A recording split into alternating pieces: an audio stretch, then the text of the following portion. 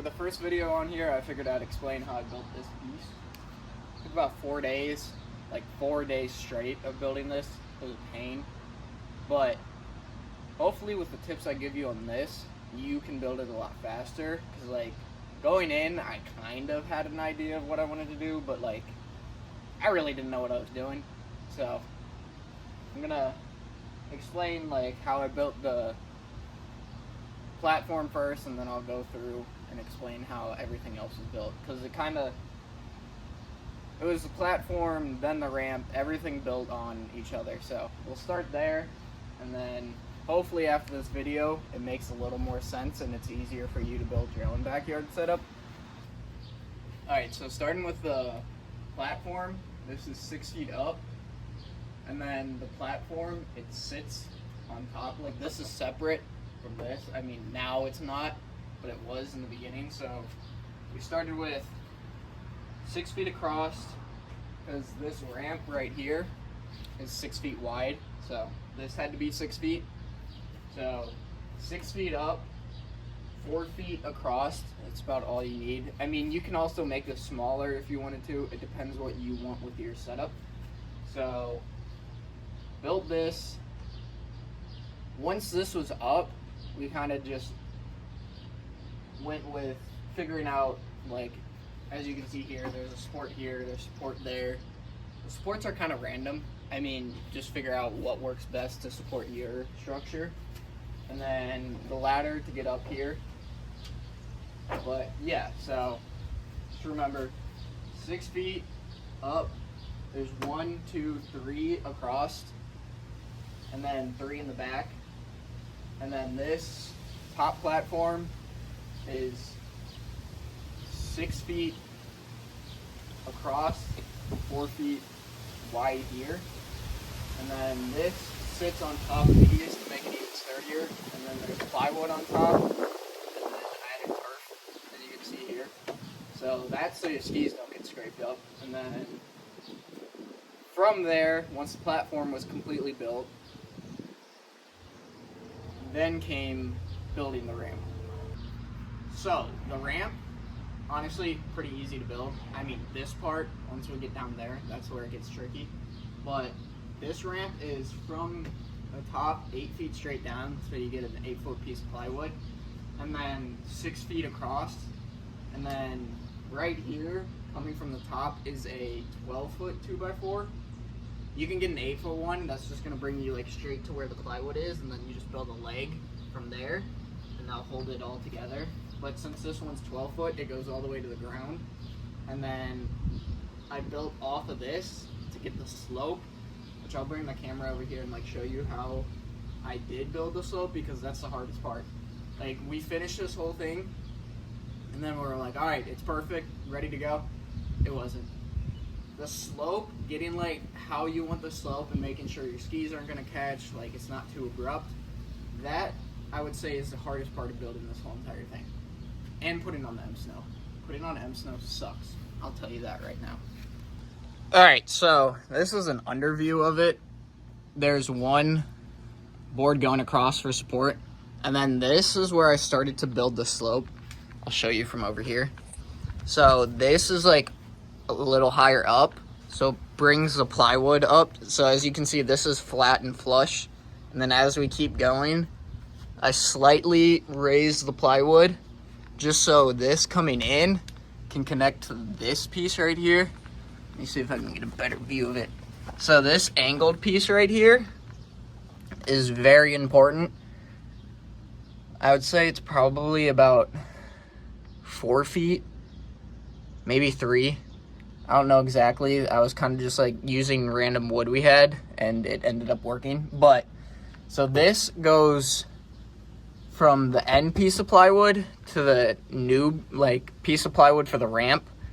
So this is where the slope is created, and obviously the piece I showed you before too is very important. So that's on both sides there, and then it pulls into the next part.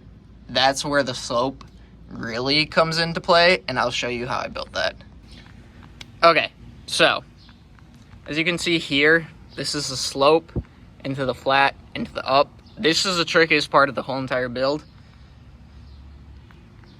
As you can see, my build doesn't come all the way out to here, which some do on YouTube, as you can go and check out the other videos. But this is just how I built mine.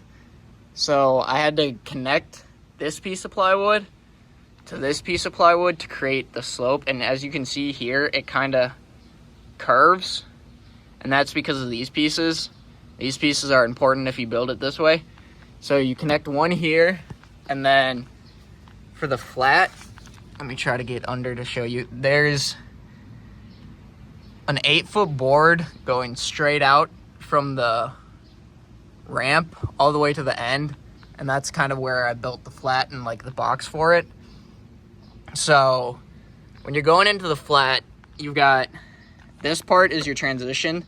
So I screwed this into the top ramp and then added another block here to screw this into the flat part. So this created a little bend here. So it's a smooth transition. And then going into the flat is pretty simple. As you can see here, it's just plywood, plywood, and then at the end it's plywood. And this is all 6 feet across. And then under is just, whenever there's like a new, like right here, there's a new piece of plywood, I put a brace on every new piece so it keeps it structurally sound. But also add some legs to keep this in place. And then as we go up here, it starts to become the lip, and I'll try to explain how I built that. The lip really wasn't too hard to build. As you can see right here, there's a diagonal piece connecting to the 8-foot 2x4, which the 8-foot 2x4 connects all the way back to the ramp. And that is just to make like a box of your flat and up. So this, you can really angle it however you want, whatever you feel best for your fit.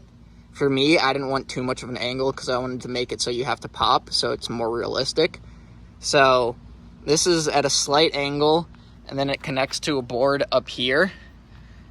So the lip is actually one piece separate from the flat part. So as you can see all the way across, this connects, and it's got the diagonal here, and then you come all the way across here. And there's another diagonal here, back here. So the lip is a diagonal, and then the straight up here, and then that other diagonal piece that I showed you over there. And from here, I added legs to support it from the front, and then another leg there. And then later on, I added this part right here to keep it even sturdier when people are going off of it. So you can kind of play around with whatever lip size you want.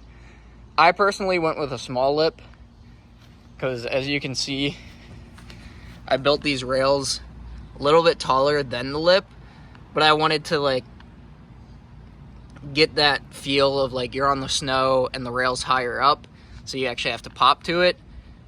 I've seen some ramps that are kind of just like it comes down and then it like throws you up.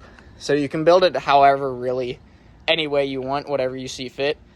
But me personally, I wanted a small lip that makes you have to pop onto everything. And obviously it's all how you build your rails too. Like this is a transfer rail, then I got a 10-foot rail over there. So it really depends on, so basically everything kind of just comes down to how you want your ramp to be. Like I said, me personally, I want to pop onto my stuff. You can like build it with a little bit of up, like I was saying, and then it throws you onto the rail. Also, if you don't want to pop too much on these rails, you can build the rail smaller. And if you guys want a video on how I built these rails, leave a like, comment, and I'll get to that.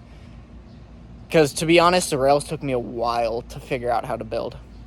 I was having them break on me constantly. I went through like 3 different versions, and then I finally got this version, and they've been solid so far. So if you want that video, leave a comment, leave a like, let me know. I'll catch you in the next one.